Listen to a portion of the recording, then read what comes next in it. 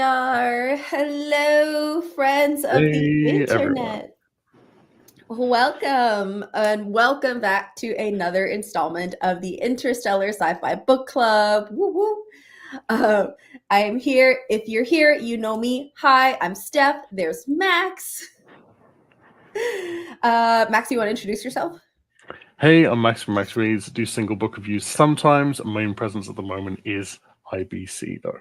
Yeah.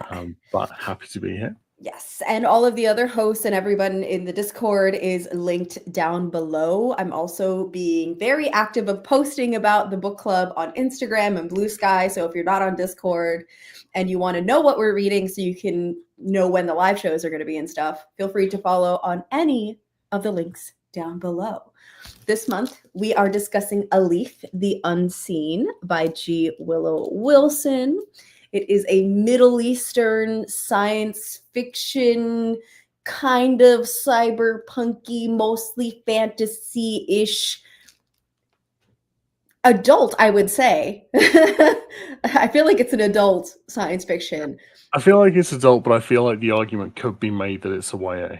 Yeah. No, I could see that. New adult, maybe. New adult, yes. New adult science fiction. A lot of commentary on Islam and conversion and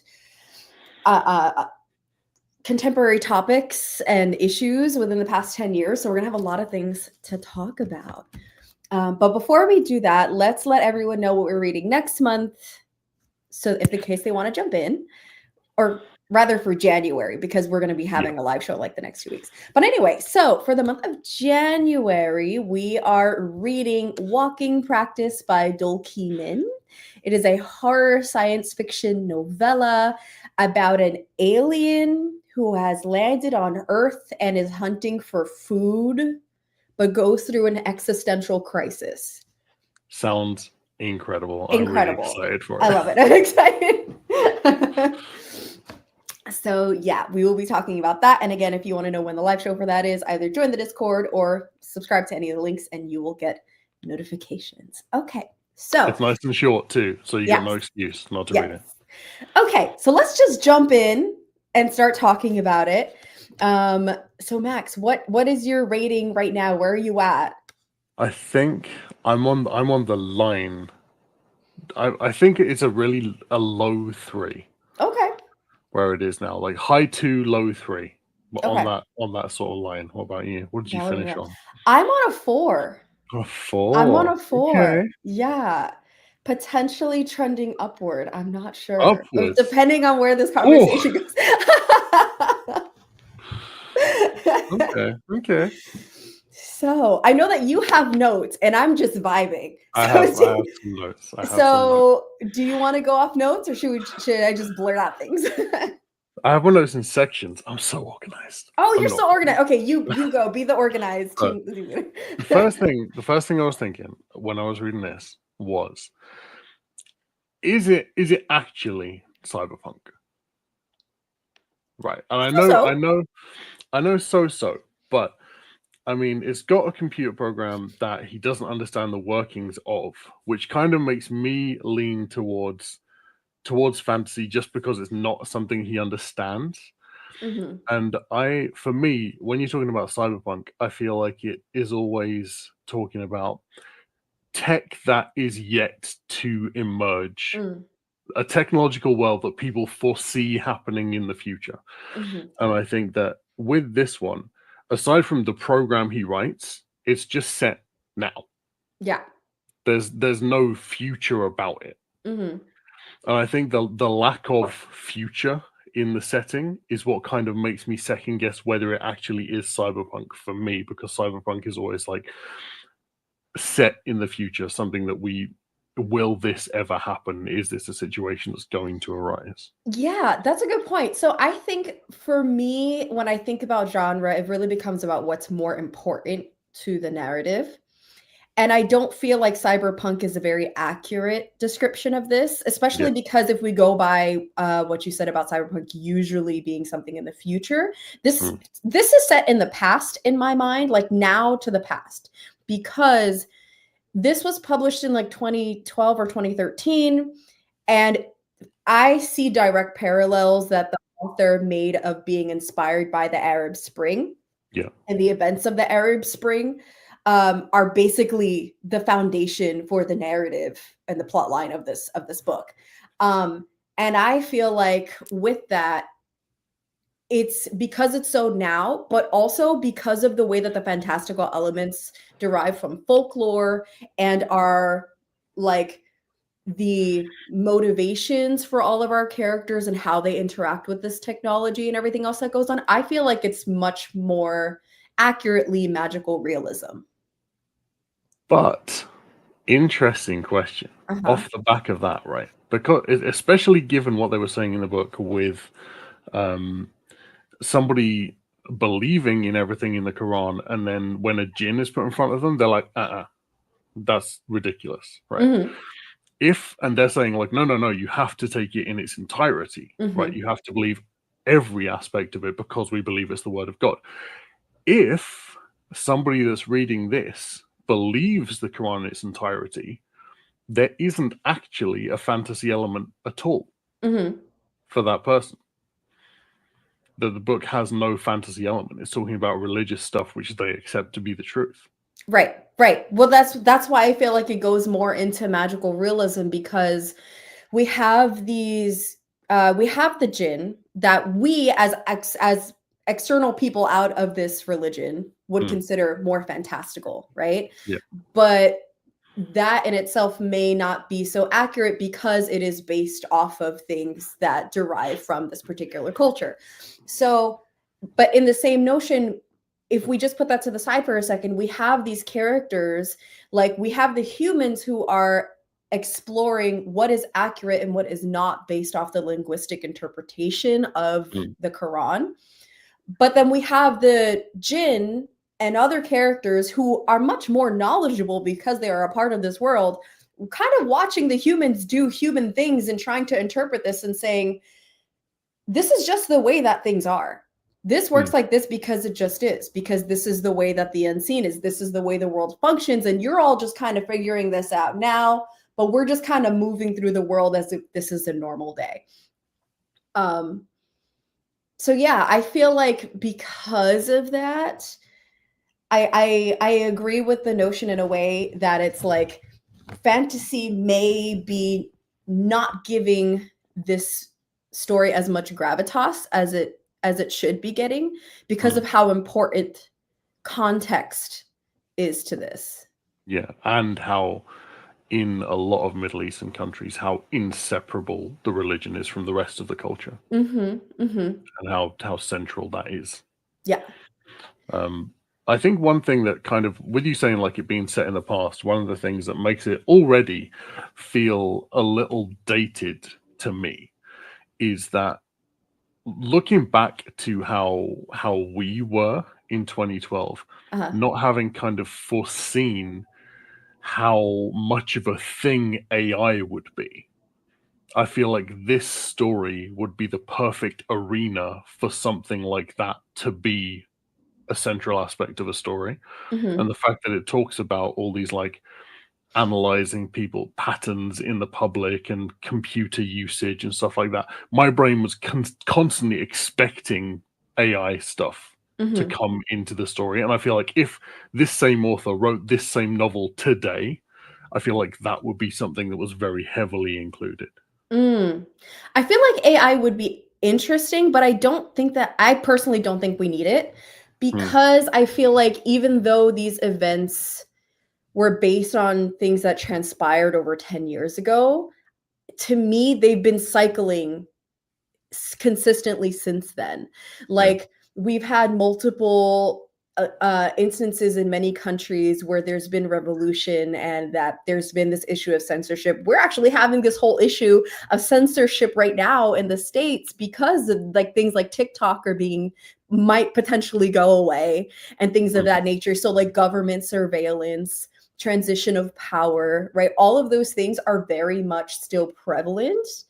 And so I feel like what this focused more on was accessibility to information and the transferring of hands of power, which kind of cycles between analog and digital, or in this case, the spiritual, the cultural, and being the analog, and like the digital of like the government powers that be. So if we add AI into it, I'm afraid that we would lose the plot. Okay. Does that make any sense? Yeah. Yeah. Do you think that it kind of also showcases how important the internet and connectivity would be in a revolutionary environment? Yeah. And how it could very easily be used today to do that same sort of thing. Absolutely. And again, I think that this is why I think it's so still relevant, is because the whole point of one of the bigger factors coming out of the Arab Spring situation was accessibility of information via social media platforms, where people were for a small while in some countries, and then for a long while afterward, starting to put out, this is what our government is doing to us. This is how police brutality is happening. And our voices were not being heard before, but now with access to technology and people who are taking a risk by being found by their government, just like how Alif is doing in the book, they're taking that risk in order for something that is like the greater good. And we are still seeing that very much today. We're seeing that again with TikTok. We're seeing that with the way that like Meta right now is getting rid of gender affirming parts of their social media service, right? Like all of these things are tied together, and it kind of shows this ebb and flow of censorship depending on like political happenings. And social media is such a powerful thing that I feel like this is still very much relevant. Did I answer your question? Did I go on a tangent? I don't even know. Yeah, I'm not like I need your answer to this. I'm just shooting out. I love it. Okay, so here's why I love this, right? So Alif, let's go back for a second. We just like deep. We just started going deep, and we'll cycle back. Alif is a 20-something-year-old guy, young guy, right? He is. He stays at home. He's half Arabic, half Indian, which is important because he has this whole like inferiority complex that he deals with. His mother, is she Punjabi? I think so. I could be wrong, but she's Indian. And so his father, being Arabic, has another family. And so him and his mom live together. They're comfortable. They have a maid. His mom is just typical Indian mom, like cooking all the time, all those kinds of things, telling him to like do something with his life. And he is a hacker online. But what's interesting about Alif to me is that he is such an unlikable character, and he sucks. But for me, by the end of the book, we see him go through such an important change that boils down to, well, one, the things that he went through were absolutely horrible, but absolutely true things that are products of people taking Sharia law, which is Islamic law, and interpreting it in ways that are harmful. And from what my understanding of Islam is not the point of Islam. We're talking about extremist practices, right? And so, and again, I'm not Islamic, for anybody who's watching this. Like, this is my from what I understand about Islam from taking like religious studies in college, and then also like having friends who are Islamic and talking about it, which is again a very limited scope. But from what I understand about it, and what also another character in the book, who is the convert, which we'll get to in a little while, talks about, like, that is not the point. These extremist practices are not the point, right? But even before we even get there, he is reckoning with what it means to be a good Muslim, because he's like practicing in some ways and letting things like not bother him in other ways. And so when he is being a hacker, yes, he's doing it because he's like, screw the government is censorship, I will provide digital assistance to anyone who's anti-government.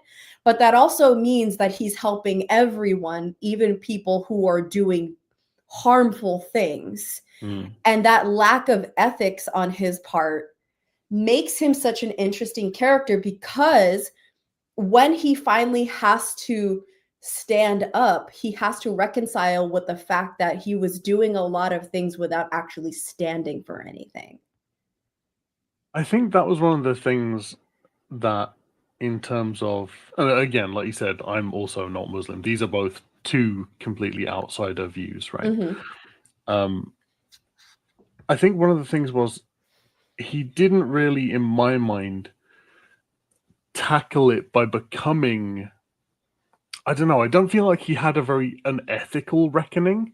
I feel like he realized what he was doing, but the whole way he did that was they didn't pit him against a system that he had broken. They pit him against another free agent in that system. Because the Hand was like him. He was like, I don't care. He was like, both these parties can do whatever. I'm for me. But I feel like it's like, for me, it was less a lesson about, it definitely was a lesson about doing nothing against doing something, but I feel like there was a lesson in there that I really wasn't able to sort of vocalize about being selfish, not taking sides, and being selfless, not taking sides, are essentially the same.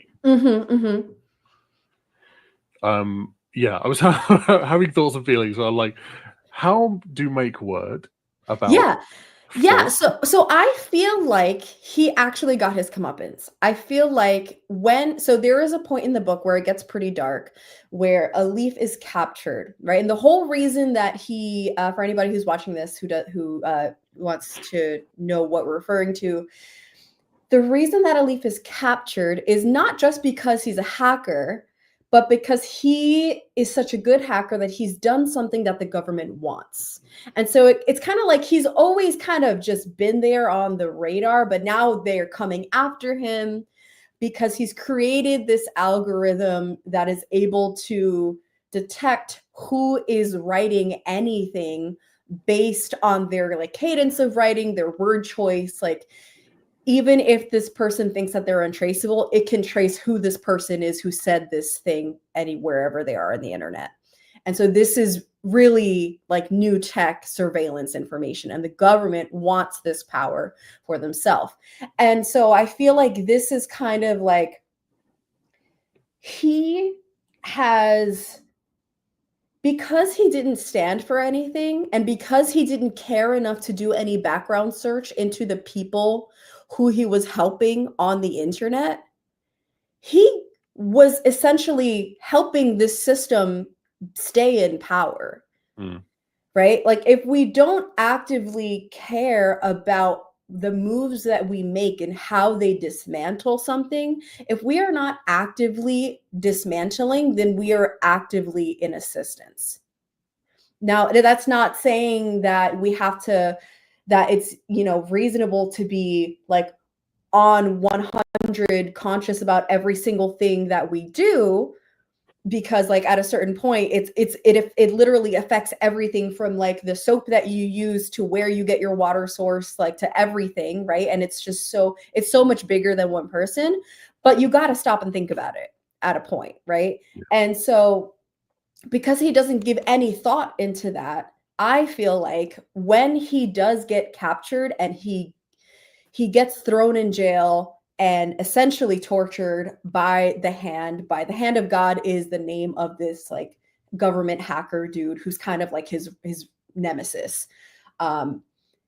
He's been helping him. He has been captured. He aided in his own capture because he has been providing this resources openly to anyone on the internet because he didn't care. And so he's put himself in this situation. So I don't really necessarily see it so much as just him versus this guy. I see it him versus everything that he built. Does that make any sense? Yeah, valid. Yeah. Cool. Okay. Yeah, no, I completely get it. I think I really loved the premise of this book, and most of the issues I have with it are I don't feel like it executed elements of the premise as well as it could have. Like my issues with the book aren't like I thought this was a shit story. It's like I thought this could have been done better in places. Yeah, it's valid. Um, That's valid. A place where I feel like, okay, so for me, the pacing might have been something where I took a star off Yeah. personally. Like, I enjoyed the fact that some sections were fast paced and some were slow paced. And there were some points where I'm like, okay, the roller coaster's speeding up. All right, we're slowing down. We're speeding up, slowing down. And towards the end, it sped up so fast. I was very confused with what was going on. And I feel like I kind of get the point because, again, this whole thing is in a way a retelling of Arab Spring, which is a revolution, and there's like chaos in this revolution. Plus, we're entirely in Alif's perspective the entire time, so he doesn't know what's going on. We don't know what's going on. So I kind of get why the ending was confusing, but I had to listen to it twice on audiobook. It was very fast paced. Yeah, yeah, for sure.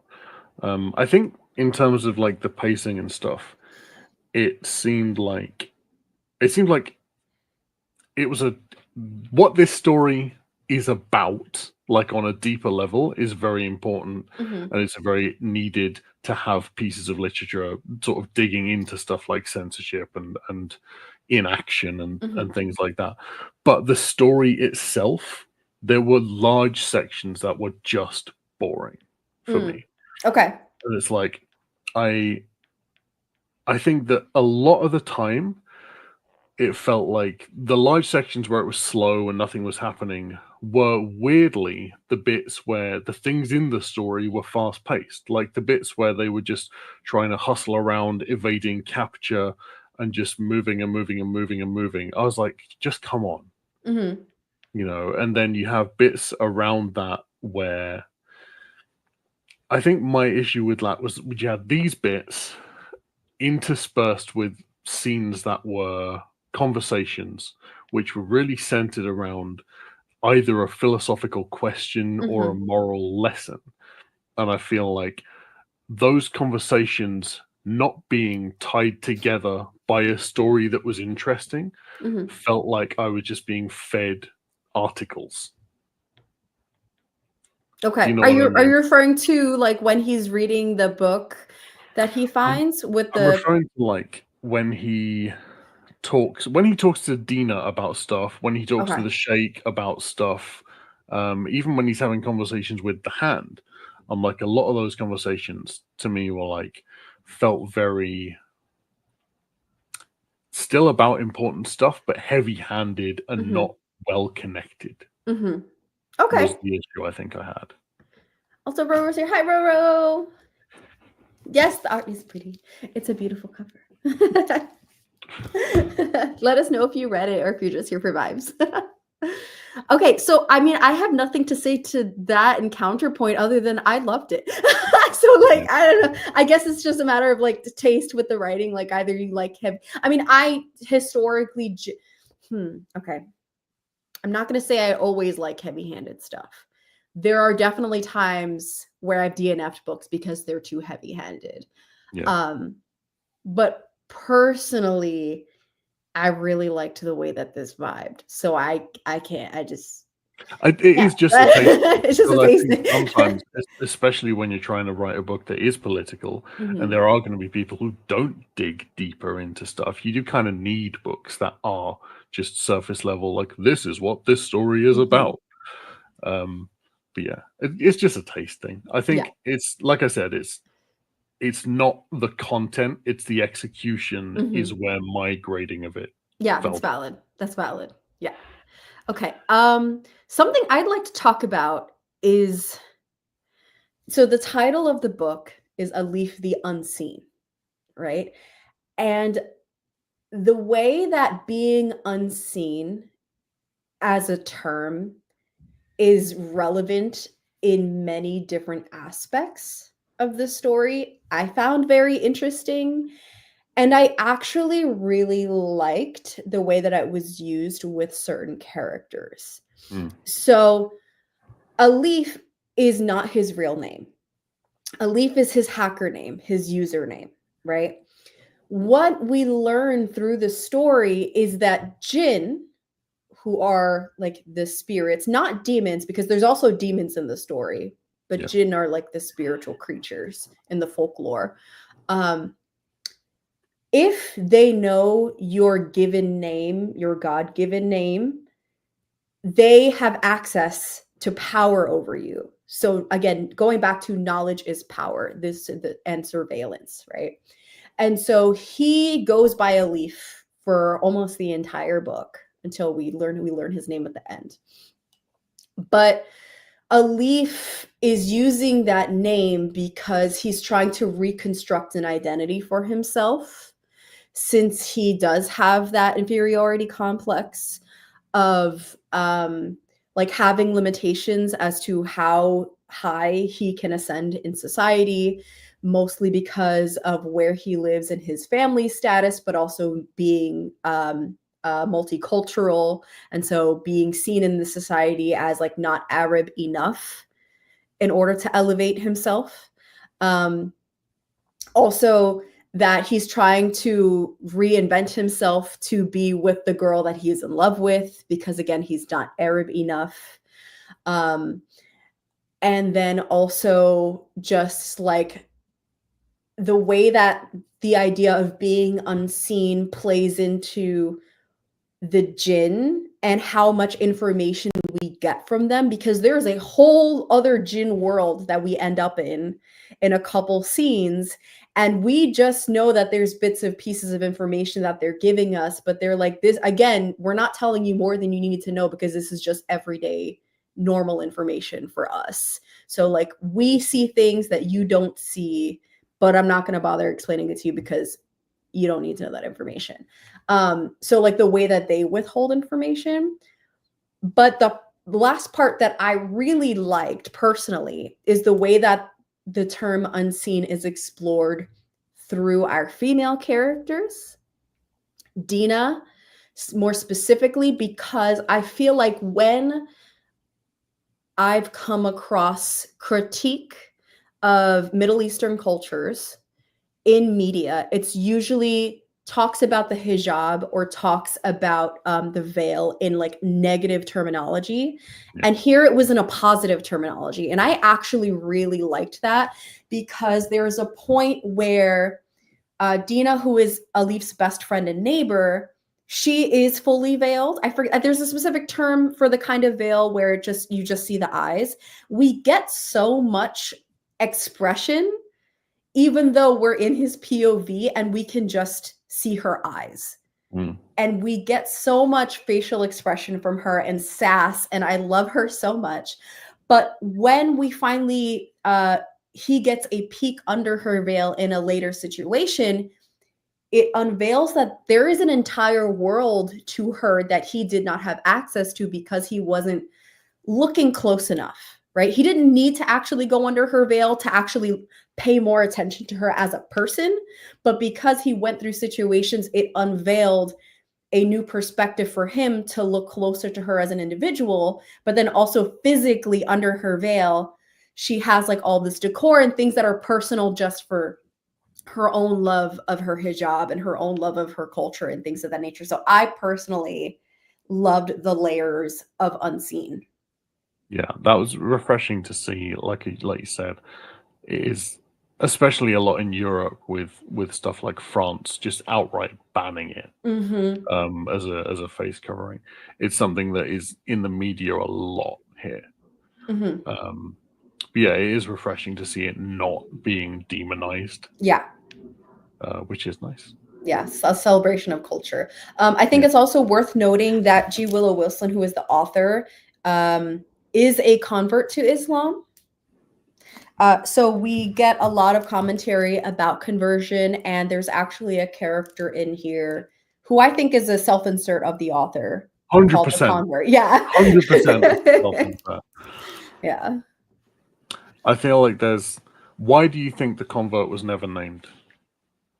I think for a similar reason that Dina was the only character, one of the few main characters, I'm going to say main characters, who we got a real name from.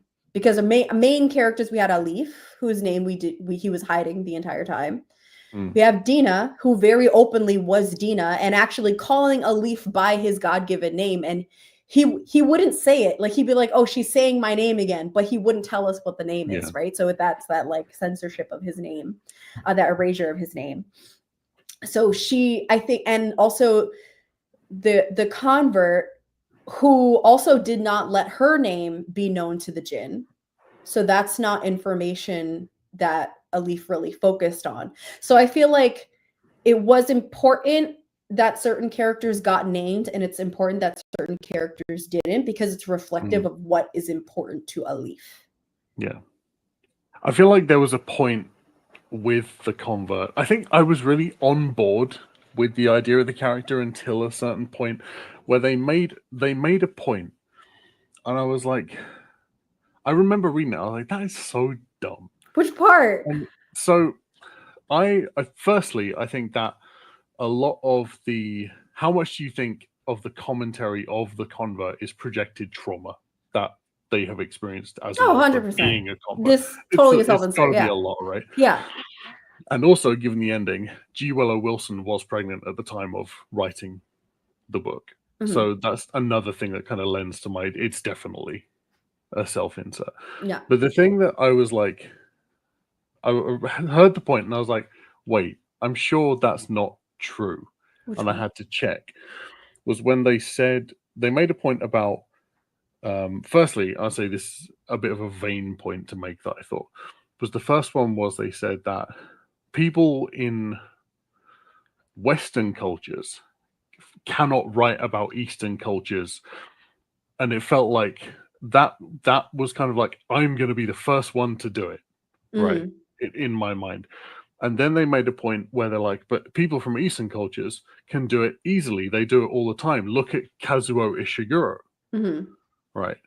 And they were like, he wrote books about like set in Britain, about British life, and you'd never know he's a Japanese guy, right? It's because he was raised in Britain and he didn't go to Japan until he was nearly 40.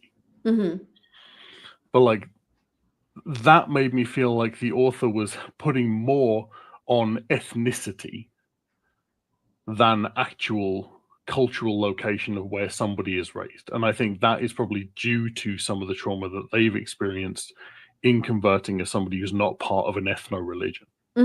Well, I feel like, I think I remember which part you're referring to, because later on, the convert she is called out by Vikram, by another character, which we haven't even talked about Vikram yet. So we'll get to him in a minute. I listen. Okay, we have so many things to say about him. We've got a lot to say about him. But she gets called out by him and like checked on her on the things that she says at some point. But I feel like that conversation in particular about who gets to tell what story becomes relevant because it goes back to again what I understand about translation of the Quran.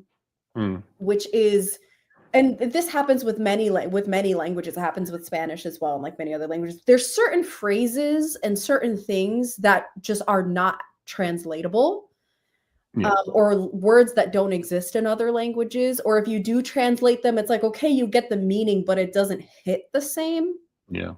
And so it's like she's coming at this with a Western point of view. But then the jinn are kind of letting her know. And I think also Sheikh Bilal, is that his name? The man who runs the mosque, when he's talking to Alif about this later on, tells him, like, yes, people can read the Quran and read the scripture in many languages, but the whole point is that the translation and interpretation will never be the same, because you're not coming at it with the intended vernacular. And so that is the reason why there's so many open interpretations of this that are taken to these extreme points of view from individuals like the government and the hand of God and the extremists, the people that Alif didn't realize that he was helping do horrible things, because you need to have like that specific intent and knowledge and like wherewithal to actually work through it with individuals in the culture. Is this making any sense? But also, like, at the end of the day, people are people, and so they're going to interpret things the way that they want to interpret them. In terms of who can tell a story, I think it's kind of mirrored in the conversation he has with Sheikh Bilal about the world of Battlecraft, the copyright avoidant world of Warcraft. That's great. Where he talks about it is a sin if you feel like it is when you're doing something that's technically not, right? But then I feel like that could be mirrored in you have a right to talk about it if it's something you genuinely emotionally resonate with. If it's a sin, you feel like it's a sin, it's a sin. If you feel like it's something good to do, then it probably is something good to do. Yeah. But I want to talk about Vikram now. Vikram. Okay. Wait, what are your thoughts on him? You love Vikram? I adore him. I like such him, an asshole.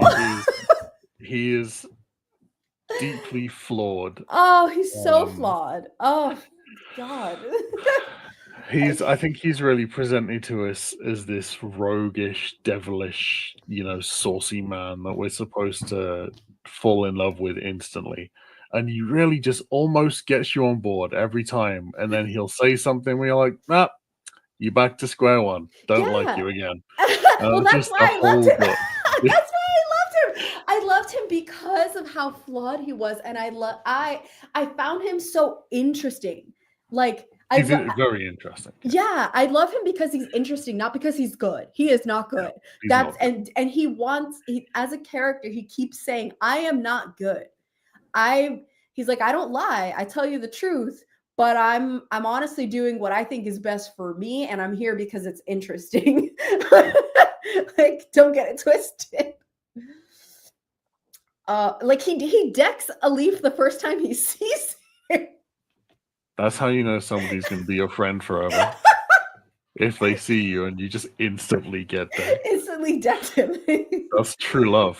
Oh, that was great. I found him so interesting. I think the bits where he was in the story were the bits where I was most, invested. Yeah.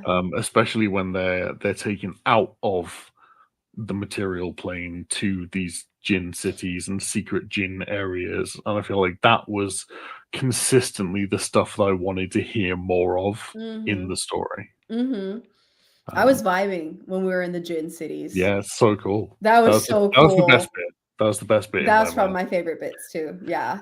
Also, like, there's a point in the Jinn cities where we have multiple human characters who have ended up there, and we have such a contrast in personalities. Like, we have Alif, we have Sheikh Bilal, who's the religious I don't know what the right word for Imam? Sheikh is. It would be Imam, yeah.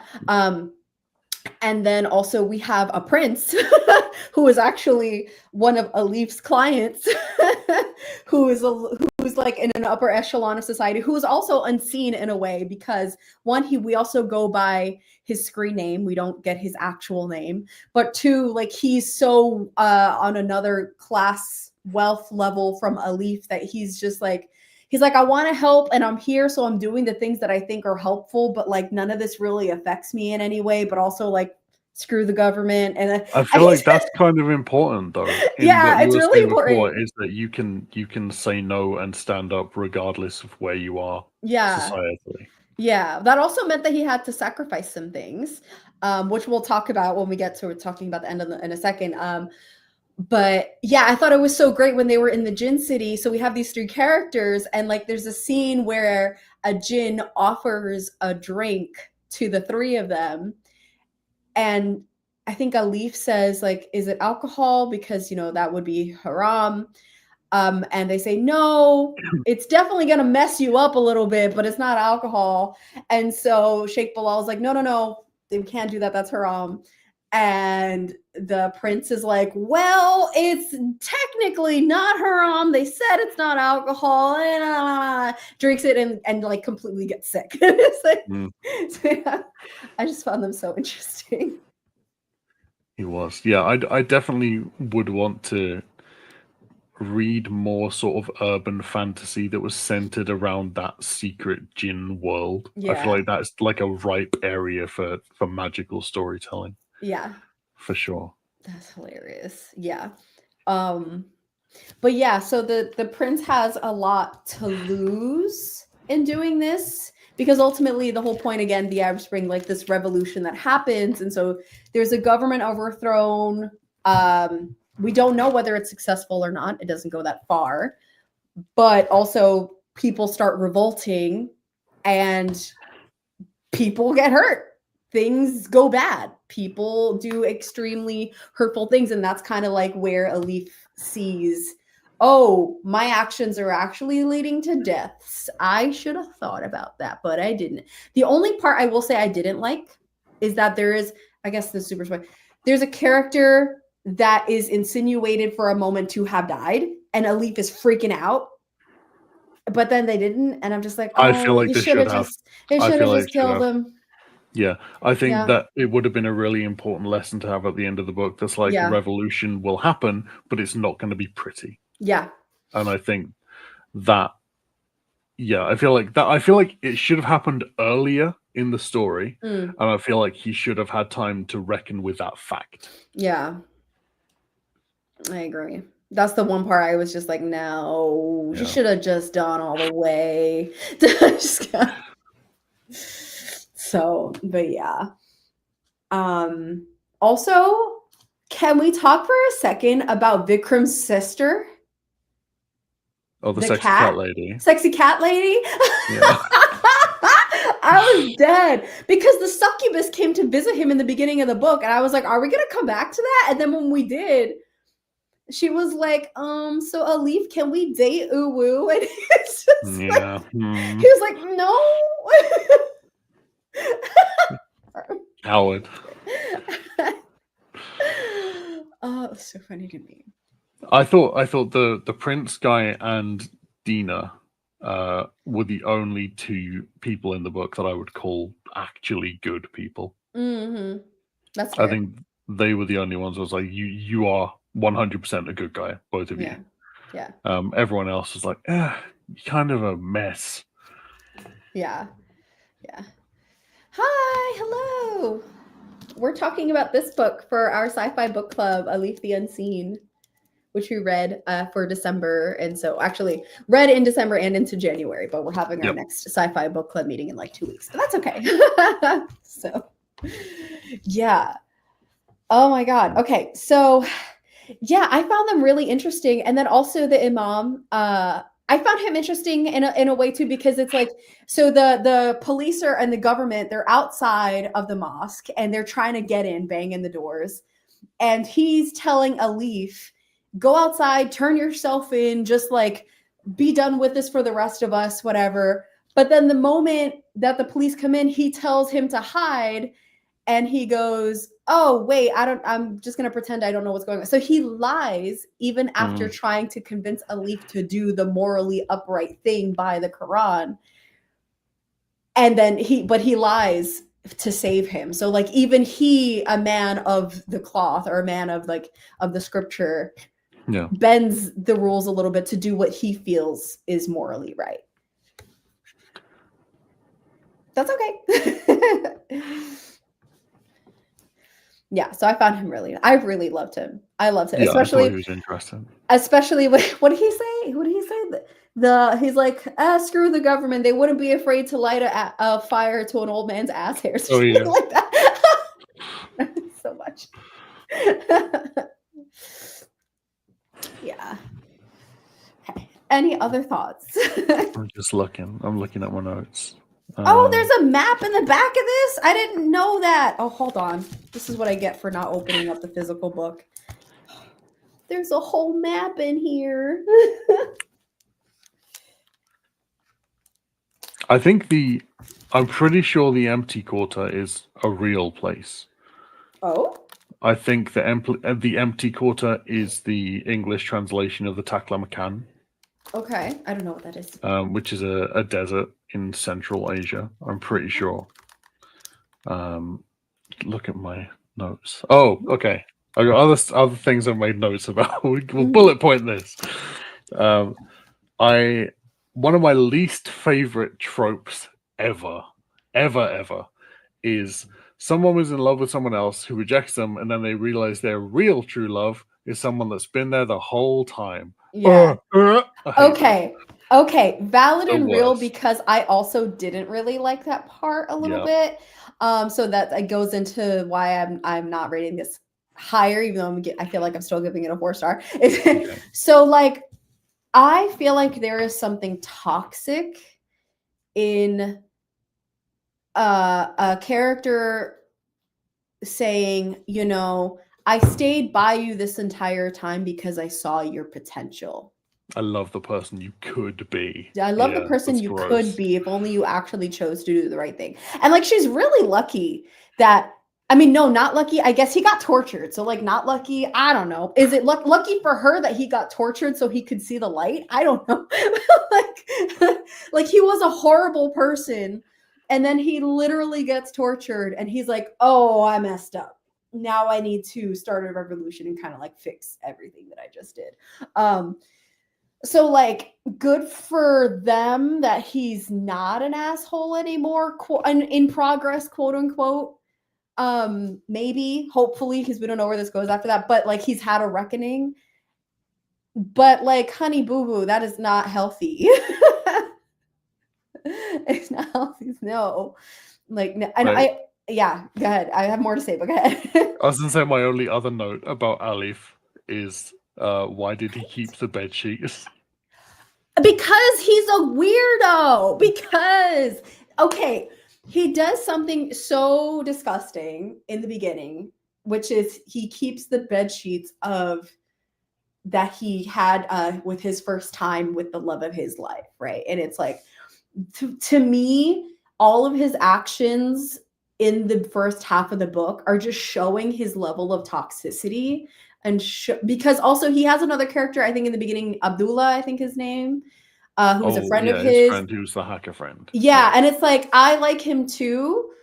But also when the two of them are talking to Dina, there's some misogyny there. There's some, like, the way that they're talking to her is not okay in the beginning of the book. But all of that to me is to illustrate how deep the misogyny goes and just things that he did. Even the way he thinks about his mom, like not appreciating her and all these things and what he feels like he's owed. He sees later on, he's like, I was an asshole. So is this gross? But that's kind of like the point. And what I liked about Dina in those situations is even though they're kind of being jerks to her, she doesn't sit down and take no for an answer. Yeah. Also, I had to side with Imtisar, which is the girl that he was in love with at first before he realized who was actually the love of his life, because there's a point where where they confront each other. And she was saying to him, she's like, listen, you're a hacker. Government finds you. You're go to jail. I have no way of getting an income because you're going to be the head of the household. So if you're in jail, what does that leave me? If we have kids, we're kind of screwed. She's like, yeah, I love you, but also you're not good for me. So that's why I'm not staying with you. And yeah, I'm technically going with the evil villain guy who's from the government, but like, he can put a roof over my head. And it's like, I don't blame her, to be honest with you.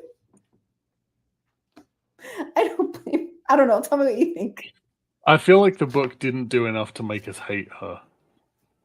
I didn't hate her at all. No, but I feel like the book wanted us to, because it's being told from Alif's point of view, and he's mad at her, and I feel like the book really wanted us to hate her because it's Alif telling us how much this girl sucks. Yeah. But I feel like there wasn't actually enough for me to hate her. Yeah. Yeah. He's like, she sucks because she was mean. Yeah. It's like, okay. But he's also a little punk. Yeah. You're a dick. So like, yeah, whatever. Yeah. I didn't think it was like trying to make me hate her more. It was just like, even when he was thinking to himself, like, oh, well, forget her. Like, okay, yes. Eventually things happened where she was put in a situation where like he almost died, but like also he's a little punk. So like I don't care. He gets what's coming to him. It's his fault anyway. Like in a society that clearly did not value women, only women of certain backgrounds, because it was also shown that like at a certain point only women who are directly Arabic or like of a certain demographic were allowed to go to the uni or like college or get an education, things like that. So like in a society where only certain people are getting access to information, knowledge, resources that way, and then there's other people who are deemed inferior. And if she's in the situation where she has to depend on a man in order to survive, I don't blame her for being like, Alif, you gotta go. Like I'm not going to jail for you and starving for you for what? You don't even stand for anything, my guy. Like yeah, he was awful. At least for half the book, he was pretty awful. Yeah. So if someone is like, if they don't like unlikable main characters, this is not going to be your jam. But I didn't care. I was like, he's a little punk, but whatever. We're going to see where this goes. Yeah. So any other notes that you have? I've got bullet points. Okay. Oh, okay. Here's my one bullet point. It says New York Times called this book the Harry Potter of the Arab Spring. What? Yeah. I thought that was. I don't know about that. Just wrote that down because I thought that was very strange. No. I read one review that I thought was really funny, where somebody said, if you read this book and you have a tech background, it's like reading the Da Vinci Code as an art historian. You're just like, what the fuck are you talking about? Like every 10 pages. I mean, that's fair. Yeah. I think maybe in a way, because it's like we don't get a lot of the how. Like we understand what's happening and the impact of what's happening. But if you care about how the tech is working, no. Oh yeah, that's the point I was gonna make. That's the point I was gonna make earlier. You took me back to it. The bit where we were debating what kind of sci-fi this was, and in terms of like this being more contemporary sci-fi than genre sci-fi, I think for me that's because the story revolves around the fact of a sci-fi element's existence and not anything that sci-fi element has actually done. And I feel like it's exactly the same if you had a police thriller, right, where the whole story was based around them trying to find an actual real magic wand, right? You'd have to call it fantasy, even if nothing fantasy happened in it. And I feel like with contemporary sci-fi, because I feel like that's really in the last 10, 20 years become a genre unto itself. You just have to sort of put a sci-fi thing in, and there's not really any kind of onus to explain it at all. I don't know if I necessarily agree, because I do think that it's like, yes, we have computers and yes, he's a hacker, but what I think is more important to the narrative is the fact that even while our character is exploring folklore and learning more about the magic of the world that's always surrounded him, he's making comparisons to technology and like framing his understanding of philosophical debates that he's having with other characters through code. And it's like, we're not getting the code, but he's talking about the ethics of information, the ethics of censorship, of like dissemination of information. And I feel like that topic in and of itself, because of how relevant information is to like power dynamics, I feel like still makes it sci-fi. Oh, it's still sci-fi for sure. Yeah. But I feel like the thing that made it sci-fi was only ever a plot device. Okay. Do you get what I Yeah, mean? I think so. Not necessarily do you agree, but do you get what I mean? Yeah, I think I get Yeah. what you're saying. I think so. Yeah. Um, I mean, I didn't mind it. I thought it was great.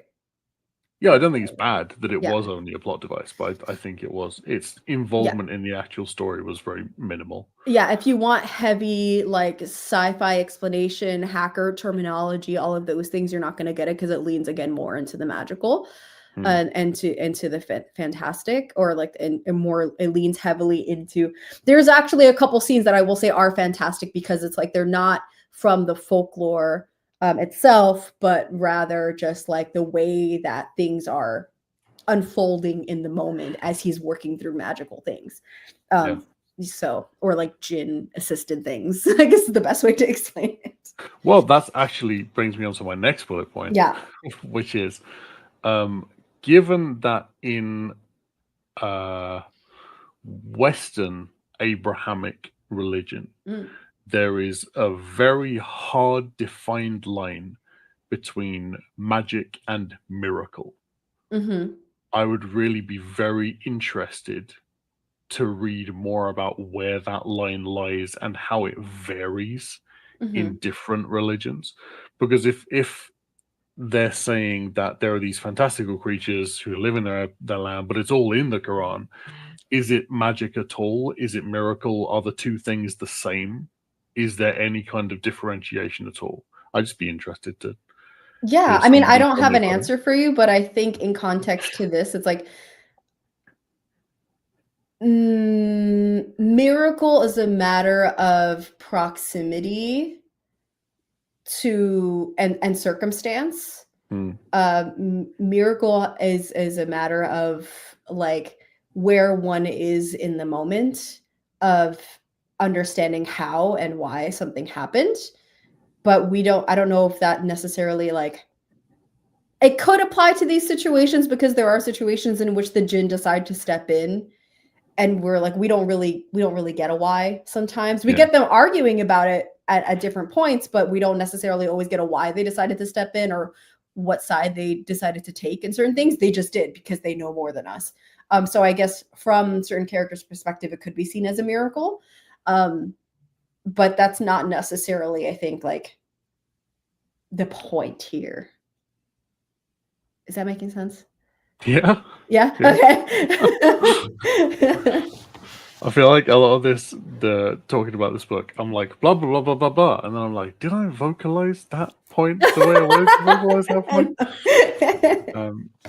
The only other bullet point I have down is something that I think about a lot with this kind of thing, in terms of, and it's purely an audiobook thing, wouldn't apply at all if you were reading this book, but when you are listening to somebody tell a story, or an example would be if you're watching a film set in another country and you're watching like Les Mis, right? When they speak in between singing in Les Mis, they don't have a French accent because you're just hearing it translated into the accent into the language you're speaking, right? And it would be weird if they were speaking English with a French accent. I don't know about that. Because you're hearing it translated, so why would that French accent still be there if they're not speaking? I think for immersion. For immersion, I think as well. But it always is a bit odd to me that especially in this, because there are instances where he's doing a character voice for somebody speaking Arabic and doing a character voice for somebody speaking English to a person that speaks English, and for both he's doing very heavily accented Arabic accents. And I feel like I was just like, I don't know, I wanted some kind of differentiation between the two from the audiobook reader. Wait, I'm not sure if I'm understanding, because I felt like every character was so distinct in my mind when I was listening. Yeah, the characters are distinct from each other. But like, so for example, when Alif was speaking Arabic to Dina, and when he was speaking English to the convert, Mm-hmm. it would be exactly the same voice from the author with exactly the same heavy Arabic accent, regardless of which language he was actually speaking. Okay. That makes sense. And I don't think there is a way that you could ever actually make a differentiation in reading a text like that. But Mm-hmm. it would be interesting if there was a way to make those two voices of the same person distinct. No, that makes sense because he had the accent. I mean, it did say in text like, oh, in this moment he's speaking Urdu, or in this moment Yeah. he's speaking Arabic, or in this moment he's speaking English, or whatever the case is. And that there are characters who didn't understand what was going on. But no, I think I get what you're saying. I think it was more just focused on like the immersion of who the just distinction of character. I don't even know how they would begin to do that. I think especially because we had so many characters, there was a point where I was like, how many voices does this man have? Yeah, it was a good audiobook narrator. I did enjoy it. I think they did a really good job. Yeah, I think he did a great job of all of even the jinn, even the spirits and the demons, like everyone. I thought they were all good except the first one in the prologue. I thought the jinn in the prologue. I was like, why are you doing that voice, man? I was like, come on, do like a cool voice. I mean, Vikram, I think, had a cool voice. Vikram had a cool voice, but the one in the prologue was like, hello. And it was like, yes, the one in the prologue, and also I think the one in the desert who was giving Genie from Aladdin vibes. Yeah, they sounded like him from the Powerpuff Girls. Yeah, you know what I'm talking about? Like, did. You're so right. You're so right. I'm living.